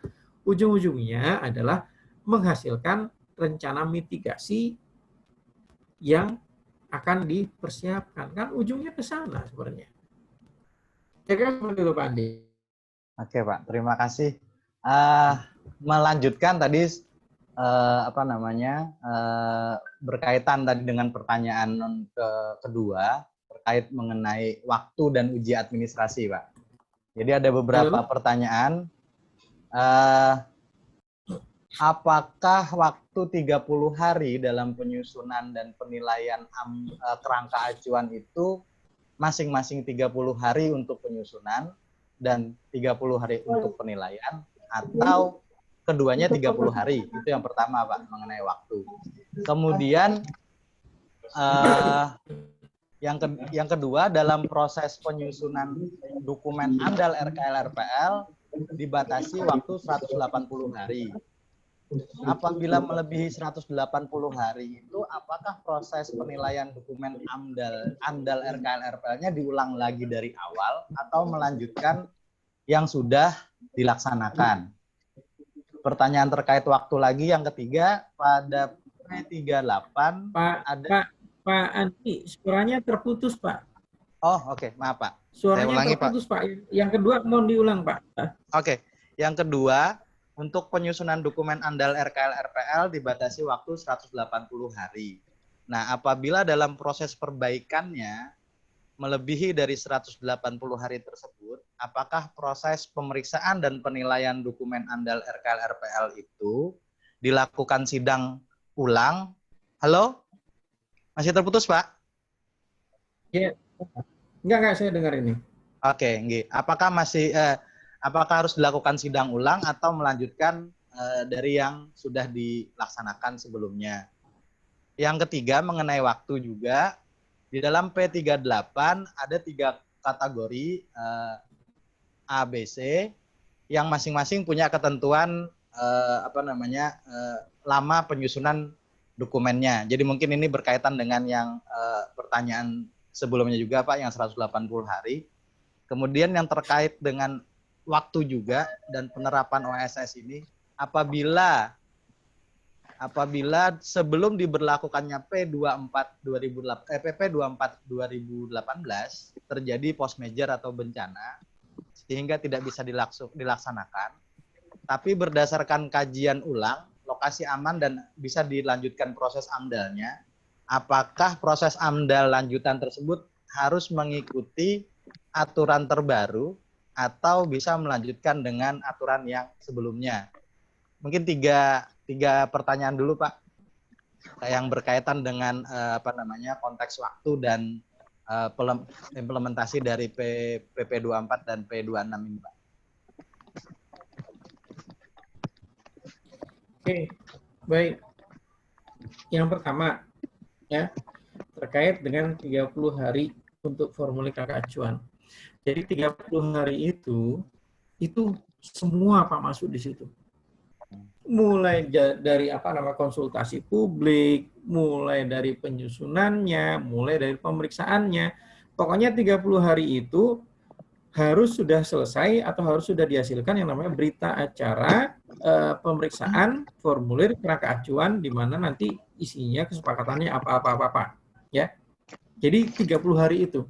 Makanya tadi saya katakan nggak mungkinlah kita bicara dengan waktu yang 30 hari tadi, kita bicara uji administrasi di sana. Clear ya? Jadi nggak ada lagi pemahamannya 30 hari nyusun, 30 hari pemeriksaan, enggak. Semua 30 hari selesai. Ya. Oke. Yang kedua juga ini pertanyaan berkaitan dengan waktu penyusunan 180 hari. Saya perlu luruskan di sini bahwa gini, pengaturannya 180 hari maksimum itu hanya untuk penyusunan. Jadi begitu pas dokumen selesai disusun dan kemudian dimasukkan ke Komisi Penilaian AMDAL untuk dilakukan proses penilaian, maka kita nggak bicara lagi 180 hari. Kita bicaranya adalah 60 hari kerja. 60 hari kerja itu proses di mana penilaian, proses di mana perbaikan itu include di situ, harus selesai. Ya, jadi bukan bicara 180 hari lagi, ya. Kalau kita bicara 180 hari lagi, nanti pada teriak-teriak lagi, oh ini saya udah 3 tahun nggak selesai nih prosesnya. Pasti akan seperti itu. Ya, jadi konsepnya kita bicaranya adalah 180 hari itu hanya nyusun saja. Nah, begitu pas nyusun selesai, dokumen dimasukkan ke ke Komisi Penilaian AMDAL untuk dilakukan proses penilaian, jangan bicara 180 hari lagi, bicaranya adalah cuma 60 hari. 60 hari itu selesai, mulai dari penilaiannya, perbaikannya, all in di situ, ya. Makanya tadi saya katakan, dengan mekanisme ini yang diatur dalam NSPK turunan dari PP 24 2018, nggak bisa lagi bersantai-santai, nggak bisa lagi berleha-leha, ya. Jadi mereka-mereka yang serius, mereka-mereka yang benar-benar ingin melakukan usaha, ya akan terseleksi di sini. Ya. Oke. Yang berikutnya, yang AMDAL ABC sebenarnya sudah terjawab belum yang P38 2019? Jadi ada AMDAL ABC tadi. Sudah terjawab ya, Pak ya? Iya. Ya, oke. Yang berikutnya, yang ketiga kaitannya dengan Force major tadi, Pak. Force major sebelum PP 24 dilakukan. Ya. Ya. ada force majeure terhenti, lalu mau berproses lagi, kira-kira seperti itu ya? Nggih, iya Pak, betul Pak. Ya, nah kita bicaranya gini, force majeure terhenti, lalu apa namanya terhentinya saya nggak tahu konteksnya berapa lama gitu ya. Nah, tinggal kita lihat saja lah apa namanya. Kalau memang apa namanya belum ada keputusan yang terbit, gitu ya, keputusannya belum terbit kan, ya prosesnya masih apa namanya prosesnya bisa mengikuti ketentuan yang baru. Tapi gini, kalau kemudian dia masuknya itu sebelum terbitnya PP 24 2018, maka proses apa namanya prosesnya ya jalankan saja sesuai dengan yang sebelumnya, tinggal diselesaikan gitu ya, tinggal diselesaikan. Nah, kalau kita bicara tadi force majeure-nya itu apa saya nggak tahu. Kalau force majeure-nya terus kemudian ternyata misalnya ada bencana alam atau gempa sehingga kemudian kondisi di sana berubah, ya kan nggak bisa kita pakai yang sebelumnya. Kita pakai harus diulang lagi kalau konteksnya seperti itu, ya kan? Jadi harus dilihat konteksnya force majeure ini apa yang dimaksud gitu ya. Jadi prinsipnya kalau sebelum terbitnya PP 24 sudah berproses, ya sudah prosesnya itu dilanjutkan saja gitu. Kalau kemudian masuknya setelah terbit PP 24, masuk proses secara administrasinya setelah itu, maka harus mengikuti ketentuan yang diatur di dalam PP 24. Kira-kira seperti itu. Kalau memang dia masuk di 20 apa namanya di 20 sektor tadi PSS. ya. Gitu. Jadi intinya Ya, ditapis kalau ulang masuk Pak di ya. dalam 20. Tapi kalau ternyata tidak, gimana Pak? Jadi intinya kalau misalnya masuk di kategori wajib OSS, kelayakan untuk melanjutkan apa namanya kegiatannya harus ditapis ulang gitu kan Pak. Apakah kondisi ronanya berubah secara signifikan atau tidak gitu Pak ya. Ya, makanya kalau kita bicara force majeure tadi kan apa namanya konteks force majeure-nya seperti apa gitu. Saya kan harus dapat gambaran itu dulu tadi gitu. Oke. Poinnya gitu ya. Bisa tangkap. Oke, Pak. Poinnya Bisa, Pak Pandi ya. Nggih, ya Pak. Ya, oke. Kemudian beberapa hal terkait apa namanya? Terkait administrasi ini, Pak. Jadi sebentar. Pertama, apakah misalnya di kegiatan di bidang pertambangan ada bagian penunjang, misalnya terminal khusus yang masuk dalam kategori OSS. Apakah penyelesaiannya mengikuti aturan existing atau yang non OSS atau wajib OSS? Itu yang pertama, Pak. Kemudian yang kedua, di dalam uji administrasi, tim teknis Komisi Penilai AMDAL itu sering mempertanyakan keabsahan ketua tim penyusun AMDAL dengan mensyaratkan bahwa ketua tim tidak wajib memiliki sertifikasi kompetensi KTPA dan wajib memiliki sertifikasi pelatihan penyusun AMDAL. Nah itu bagaimana Pak menyikapinya kalau ada beberapa kawan mendapati kondisi tersebut. Yang ketiga, seperti tadi yang disampaikan Pak Widi mengenai proses pemeriksaan dokumen UKL-UPL yang dilakukan oleh tim pemeriksa UKL-UPL itu apabila dalam proses penilaiannya atau pemeriksaannya tidak melibatkan instansi atau SKPD terkait, apakah ada sanksi atau legalitasnya seperti apa begitu Pak? Jadi misal tidak melibatkan instansi-instansi yang terkait. 3 pertanyaan dulu Pak mengenai administrasi dokumen lingkungan. Baik. Yang pertama, apa namanya? Ini kaitan antara kegiatan apa namanya penambangan dan terminal khusus ya. Yang ditanyakan adalah kasusnya ini masuk OSS atau tidak. Kira-kira seperti itu ya? Ya, betul Pak. Ya. Jadi kalau kegiatan penambangan sendiri kan clear, dia apa namanya? Dia tidak masuk di 20 yang diatur di dalam PP 24. artinya kegiatan tambang tidak masuk OSS. Nah, Ya.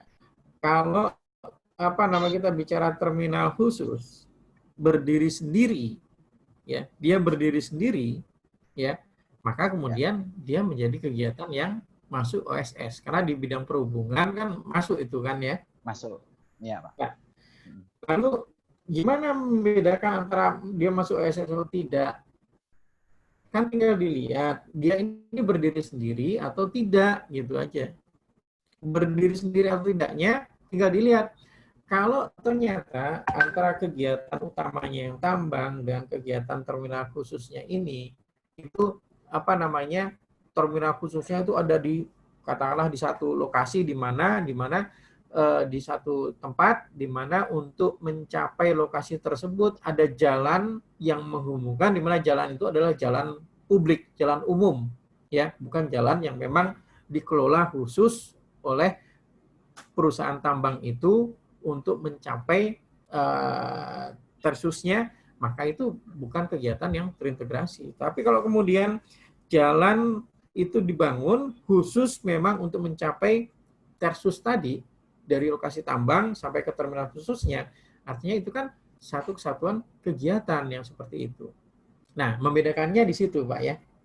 Apakah dia bisa masuk OSS atau tidak. Kalau dia berdiri sendiri, ya prosesnya masukkan dia masuk di OSS karena memang dasarnya melalui OSS. Kira-kira begitu, Pak. Iya, Pak. Yang berikutnya terkait administrasi nih, keabsahan ketua tim bahwa dia sudah punya KTPA, juga diminta untuk punya sertifikat pelatihan penyusun gitu ya. Iya, Pak. Nah, saya cuman silakan Bapak Ibu terjemahkan apakah ketentuan peraturan mengatakan seperti itu. Kan yang dipersyaratkan secara administrasi itu adalah KTPA-nya. KTPA. Ya kan? Ya. Sertifikat KTPA-nya yang dimintakan. Nah, untuk bisa dapat KTPA kan pasti kan ada persyaratan. Persyaratan itu kalau logikanya memang orang sudah bisa punya title KTPA, pastinya kan dia sudah punya keahlian atau kompetensi di dalam konteks menyusun dokumen. Iya kan? Iya. Logikanya kan seperti itu. Nah, itu dipersyaratkan gimana? Untuk mendapatkan KTPA-nya itu. KTPA. Jadi pegangannya kita bicara KTPA-nya saja, gitu. Ya. Saya menerjemahkan supaya Bapak Ibu bahwa kita bicara ke norma atau aspek yang diatur dalam peraturan perundangan. Aspek peraturan perundangan bicaranya seperti itu. Mensyaratkannya adalah sertifikat kompetensinya KTPA-nya, ya. Lalu yang berikutnya, UKL tidak melibatkan SKPD terkait. Jadi gini, pada prinsipnya sebenarnya yang namanya UKL itu adalah kewenangan dari tupoksinya dari instansi lingkungan hidup untuk bisa melakukan pemeriksaan. Ya. Beda dengan kita bicara AMDAL. AMDAL itu diperiksa atau dilakukan penilaian oleh komisi. Tapi kalau UKL itu memang tugas sehari-harinya instansi lingkungan hidup baik di pusat, provinsi maupun kabupaten kota. Dalam hal instansi lingkungan hidup baik di pusat, provinsi, kabupaten kota itu memerlukan bantuan dari instansi teknis yang membina kegiatan tersebut, maka kemudian kita libatkan itu. Tapi kalau dirasa bahwa kita sudah mampu, kita mengerti rencana seperti itu, ya sudah, silakan saja. Ya, silakan saja di handle. Jadi pengaturan tadi kalau saya katakan bahwa tugasnya siapa? Instansi lingkungan hidup dengan melakukan koordinasi dengan instansi teknis pembina untuk apa? Untuk memastikan bahwa benar loh rencana kegiatan misalnya membangun kandang ayam atau kegiatan peternakan, rencana kegiatan itu harusnya begini-gini. Nah, yang tahu itu siapa? Kan instansi teknis yang membina. Kecuali memang instansi lingkungan hidupnya juga sudah paham itu, ya monggo saja, silakan saja. Ya, makanya tadi saya katakan berkoordinasi dengan instansi teknis yang membina rencana kegiatan yang akan dilakukan. Tapi pada konsepnya, tupoksinya itu ada di mana? Tupoksinya itu ada di instansi lingkungan hidup. Gitu ya Pak Andi ya? Ya. Oke, terima kasih Pak. Mungkin ini grup terakhir pertanyaannya karena waktunya juga mungkin tadi seperti disampaikan Pak Widi juga ada kegiatan lain jam 10. Terkait administrasi dan proses penilaian AMDAL Pak. Pertama, bagaimana dengan PTSP, kabupaten, kota, atau provinsi yang masih belum mau menerapkan izin lingkungan melalui OSS. Jadi masih manual Pak izin lingkungannya. Sementara dokumen AMDAL-nya diproses melalui dengan ketentuan OSS. Itu pertama. Yang kedua, di dalam perubahan AMDAL atau adendum AMDAL di awal ada dampak yang dikategorikan bukan dampak penting hipotetik, sehingga tidak diperlukan AMDAL baru, Pak. Namun kemudian pada saat pembahasan oleh tim teknis, ternyata ada dampak penting hipotetik baru. Lalu solusinya bagaimana? Apakah menyusun AMDAL baru atau tetap melanjutkan adendum AMDAL yang sudah dilaksanakan? Yang ketiga, ini di beberapa daerah, pemerakarsa atau penanggung jawab kegiatan itu kadang tidak paham dengan pelaksanaan dari izin lingkungan yang diperolehnya, sehingga di beberapa komisi penilai AMDAL itu diminta tim penyusun itu untuk melampirkan format pelaporan pelaksanaan izin lingkungan. Nah, itu apakah diperbolehkan? Karena itu di luar ketentuan dalam proses penyusunan dokumen AMDAL. Yang keempat, ini terkait dengan pembiayaan, Pak. Mungkin agak sensitif juga ini sebenarnya pertanyaannya.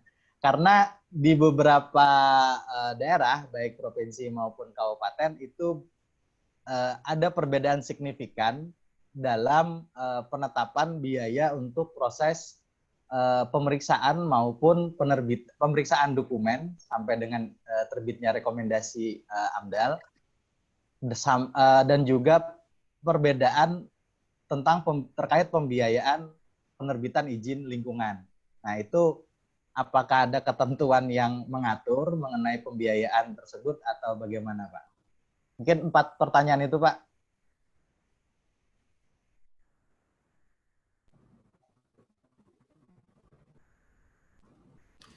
Oke, baik. Yang pertama kaitannya dengan penerbitan izin lingkungan secara manual. Ya, jangankan kita bicara penerapan ini ya, penerapan izin lingkungan secara online atau manual. Kita bicara aja apa izin lingkungan contohnya. PP 27 2012 ya. Itu terbitkan tahun 2012. Itu yang ngatur izin lingkungan. Saya tanya sekarang, apakah semenjak terbitnya PP 27 2012 langsung semuanya itu menerbitkan izin lingkungan? Bahkan sampai 2015 atau 2016 masih ada yang belum mau menerbitkan izin lingkungan. Benar kan di lapangan seperti itu kan? Nah, ya, Pak. Apalagi kalau kita bicara izin lingkungan secara online yang sistem OSS yang terbitnya bahasanya apa? Terbitnya tuh ujuk-ujuk gitu ya. Yeah. Di tahun 2018 terbit, kita pun semua bagi kita semua PP 24 2018 itu given, bukan untuk dipertanyakan. Ya udah tinggal laksanakan saja. Ya kita pun akhirnya gelagapan dalam arti harus secepatnya menerbitkan NSPK untuk bisa PP 24 2018 ini bisa berjalan. Ya. Akhirnya terbitlah yang namanya Permen LH 26 2018. Itu Permen NSPK turunan PP 24 2018 yang pertama kali terbit. Permen 26 itu NSPK pertama yang terbit. Kenapa? Kenapa kita harus terbitkan awal? Kalau kita tidak terbitkan awal, nanti pasti semua proses perizinan itu akan berhenti. Karena proses perizinan pasti lewat mekanisme AMDAL atau KLPL, ya kan? Nah, Ya. itulah yang menyebabkan kenapa kita tidak punya pilihan lain bahwa begitu pas PP 24 terbit, dalam waktu 3 minggu kita langsung juga menerbitkan Permen 26 2018 untuk apa? Untuk acuan NSPK, proses AMDAL dan KLPL yang berjalan di daerah.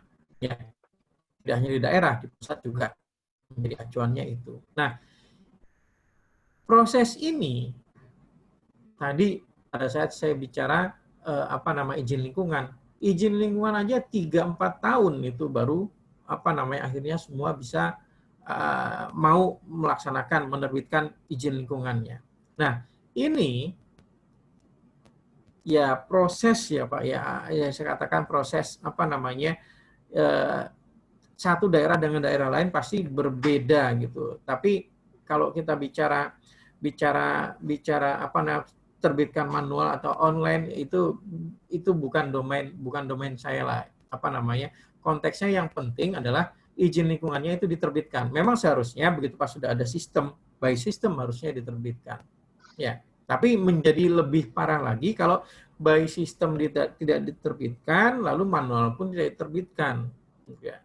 Nah, kalau tadi masih lewat manual, ya kedepannya itu harus diperbaiki bahwa nggak bisa seperti ini karena sudah diakomodir dalam bentuk sistem, maka harus diterbitkan melalui sistem. Itulah yang kemudian harus disosialisasikan, diberikan pemahaman kepada teman-teman di daerah. Semua perlu proses. Kira-kira seperti itu.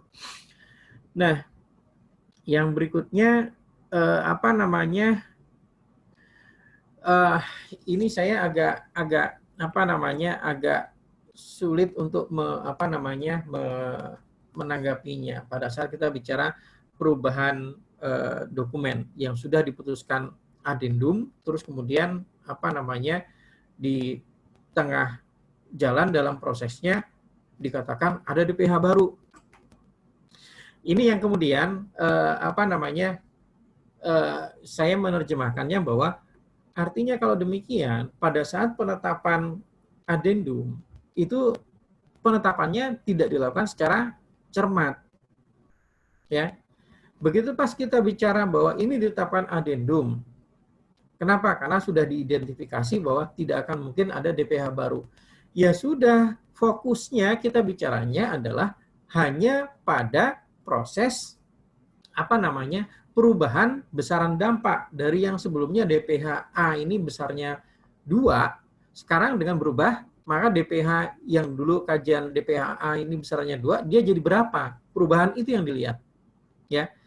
Nah, pada saat kita bicara adendum, makanya sebenarnya adendum itu kita bicaranya kita tidak melakukan pelingkupan pelingkupan seperti dokumen AMDAL baru, melakukan pelingkupan dari nol. Kenapa? Karena sudah diputuskan bahwa dia menjadi adendum karena memang sudah diidentifikasi ini tidak akan menimbulkan dampak penting hipotetik baru. Dampaknya adalah dampak seperti yang ada di dalam dokumen existing, di mana kemudian yang berubah adalah hanya besarannya saja. Ya. Yang kemudian menjadi seperti tadi, kok jadi timbul DPH baru? Ya karena dilakukan pelingkupan ulang.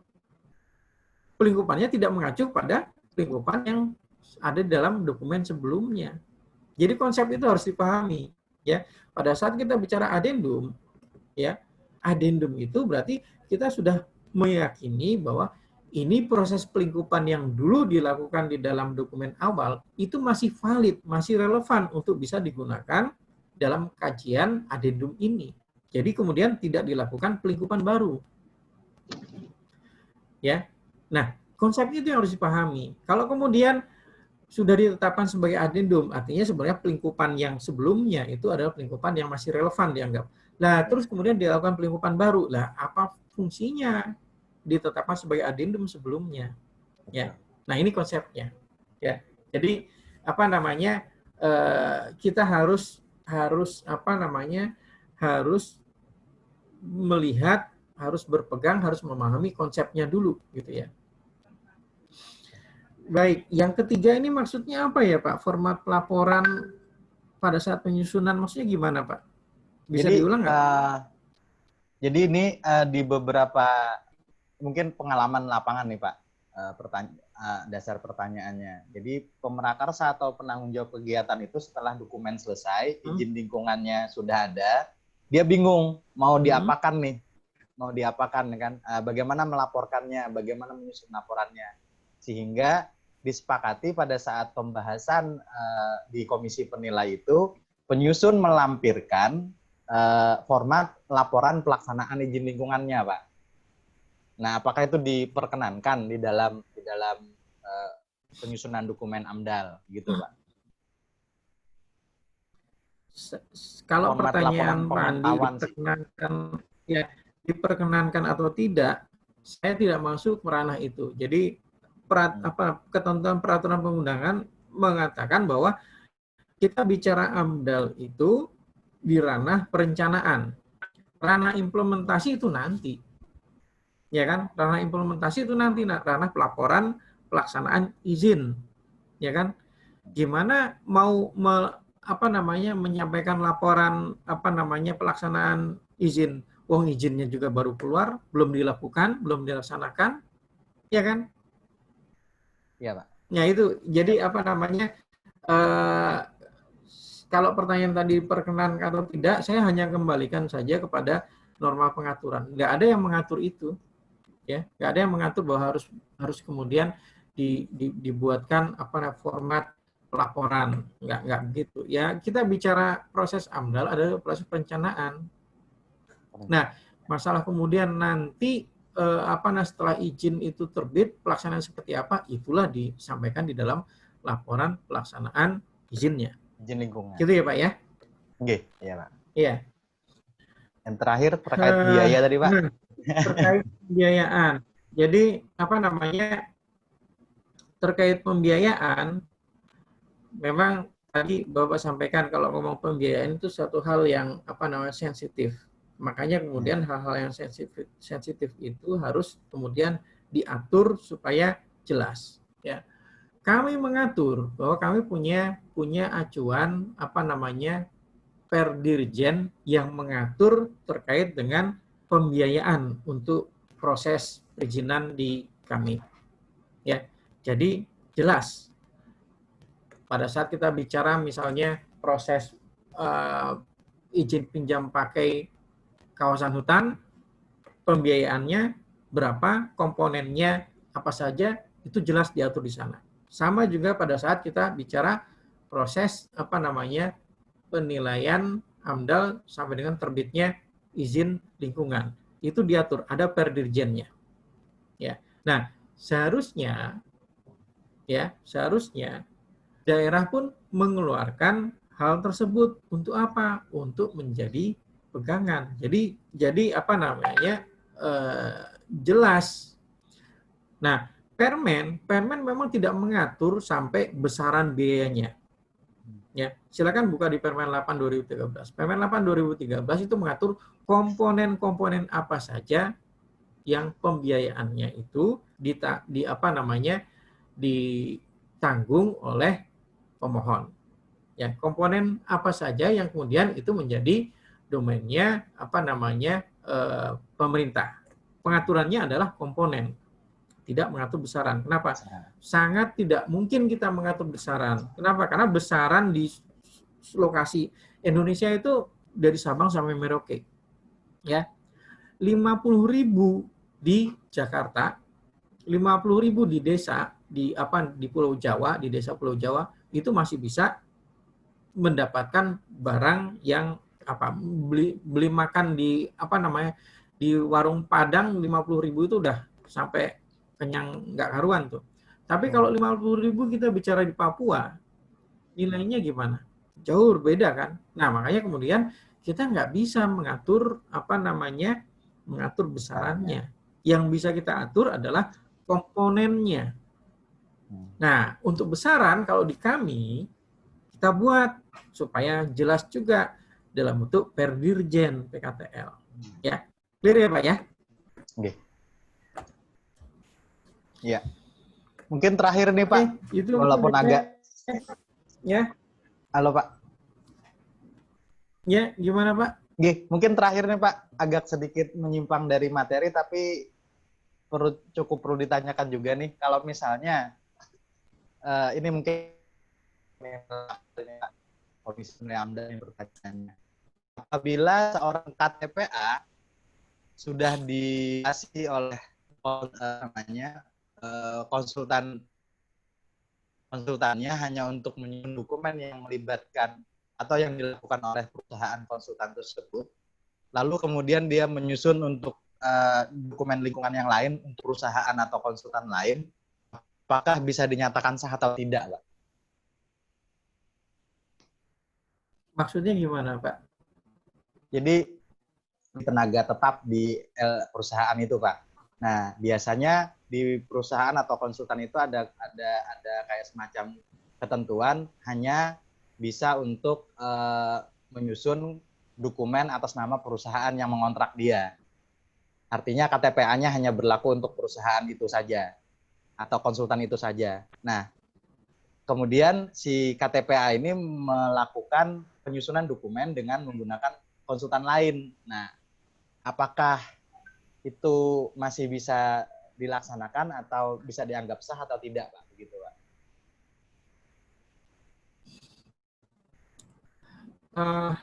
Gini, Pak. Kalau kita bicara penyusunan dokumennya sah atau tidak, penyusunan dokumen sah atau tidak itu apakah mempertanyakan si KTPA ini di perusahaan mana atau konsultan mana? Ya. Kan tidak ada ketentuan itu. Ya kan? Yang ada adalah pada saat nyusun dokumen ini, ya, dokumen A gitu ya. Nah, dokumen ini harus disusun oleh 3 orang yang memiliki sertifikat. Ya, minimal 1 KTPA, 2 ATPA. Kan itu kan untuk nyusun dokumen. Ya kan? Ya, betul. Persyaratan untuk nyusun dokumen itu. Ya, seperti itu. Nah, kalau kita bicara sertifikat KTPA yang dipersyaratkan harus dicantumkan di konsultan penyusun, artinya di perusahaan konsultan, ya. Itu kan konteksnya adalah untuk bisa menjamin bahwa dokumen yang dihasilkan oleh konsultan sebagai suatu perusahaan itu ada mekanisme checks and control di sana. Ya kan? Nah, ya, betul, Pak. Misalnya di satu perusahaan konsultan itu nggak bisa cuma ada 1 KTPA saja, harus ada 2 minimal. Kenapa? Karena yang satu menyusun dokumen, yang satu sebagai quality control-nya. Untuk apa? Untuk memastikan bahwa dokumen yang dihasilkan oleh perusahaan konsultan itu memang ada quality control-nya, kan seperti itu. Nah, konteks itu, jadi konteks yang tadi ya kalau yang Bapak tanyakan itu kaitannya adalah KTPA ini dalam konteks untuk pemenuhan persyaratan administrasi sebagai perusahaan konsultan yang memenuhi syarat, kira-kira seperti itu. Nah, sementara kalau kita bicara dokumen, kan kita bicaranya adalah dokumen ini disusun oleh 3 penyusun yang memiliki sertifikat kompetensi. Ya kan? Ini dua hal yang yang berbeda. Kira-kira seperti itu ya, Pak ya. Bisa dipahami nggak, Pak? Bisa dipahami kan? Pak. Nah, itu bisa, jadi tidak bisa dikaitkan secara langsung seperti itu. Langsung. Okay. Ya. Clear ya, Pak ya? Oke, Pak. Sangat jelas pemaparannya, dan mungkin karena waktu juga tadi seperti yang disampaikan Pak Widi, jam 10 Pak Widi sudah harus mengikuti kegiatan yang lain. kepada kawan-kawan peserta yang mungkin pertanyaannya tadi belum saya sampaikan ke Pak Widi, mungkin nanti kita akan sampaikan ke pemateri yang kedua, karena kalau dilihat dari pertanyaannya ini sudah terkait hal teknis penyusunan AMDAL. Jadi mungkin lebih tepat nanti kita sampaikan pada saat sesi Pak Sas. Terima kasih banyak Pak Widi atas materinya, paparannya, atas tanggapan dari pertanyaan-pertanyaannya yang tadi disampaikan kawan-kawan. Mudah-mudahan nanti di lain waktu dan kesempatan kita bisa berkonsultasi lagi, Pak, karena di dalam pelaksanaan peraturan-peraturan terbaru terkait AMDAL ini memang masih banyak